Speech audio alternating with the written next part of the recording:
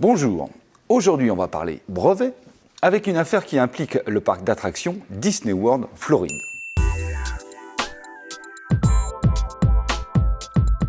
Commençons par un petit retour en arrière. En 2012, George Lucas vend les droits sur la saga Star Wars à Disney Company. La guerre des étoiles est depuis lors très largement déclinée dans les attractions des parcs Disney. Voici un petit aperçu de ce que ça donne. Immersion dans l'ambiance de l'attraction, montée de la résistance, un mini-film Star Wars au cours duquel les visiteurs, recrues fictifs de la résistance, reçoivent une mission. Après une évolution à pied de plusieurs minutes, les recrues montent à bord d'une navette pilotée par une unité R5 pour se rendre à une capsule d'évacuation.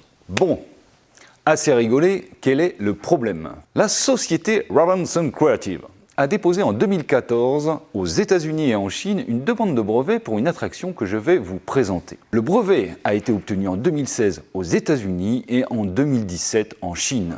L'attraction se présente sous la forme d'une tour de plusieurs dizaines de mètres de haut, sur la hauteur de laquelle une navette accueillant des personnes peut être déplacée. Un écran immersif s'étend devant la tour en regard des personnes sur la navette. L'invention protégée porte, en résumé, sur la mise en œuvre d'un contrôleur qui coordonne la navette, le poste de pilotage de la navette et la projection d'images sur l'écran pour synchroniser l'ensemble au fur et à mesure des déplacements sur la hauteur de la tour. Capito? Il se trouve donc que Rawlinson Creative est très mécontente. Puisqu'elle aurait présenté cette technologie à Disney en 2014 et que Disney aurait alors refusé l'idée. La scène litigieuse porterait sur cette partie de l'animation. La navette qui transporte les recrues entre dans un sas et accède à une capsule d'éjection qui donne l'impression aux recrues de décrocher dans l'espace et de partir en vrille jusqu'à atteindre la surface terrestre. Wow! Impossible sur ces images de voir si la fameuse tour Rawlinson Creative est reproduite ou pas.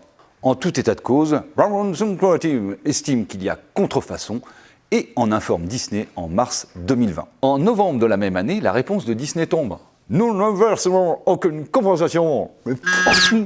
Arriva ce qui devait arriver, Ravant Saint Creative intente désormais une action en justice devant la cour du district d'Orlando, en Floride, où se situe le parc d'attractions Disney. Et autant dire que ça risque de tabasser un peu. Ben oui, on estime le coût d'un procès aux États-Unis à minimum 1 million de dollars. Pour info, en France, les frais pour un procès en contrefaçon de brevet peuvent être de l'ordre de 40 à 50 000 euros. Et en application de l'article 700 du Code de procédure civile, le tribunal peut ordonner le remboursement, en général partiel, des frais d'avocat et de procédure. Comme mon nouvel ami, soyez nombreux à nous rejoindre sur la chaîne YouTube de l'EJLC.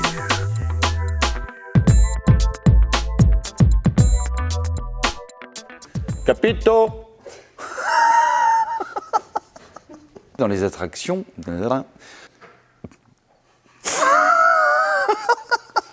Rawlinson Creative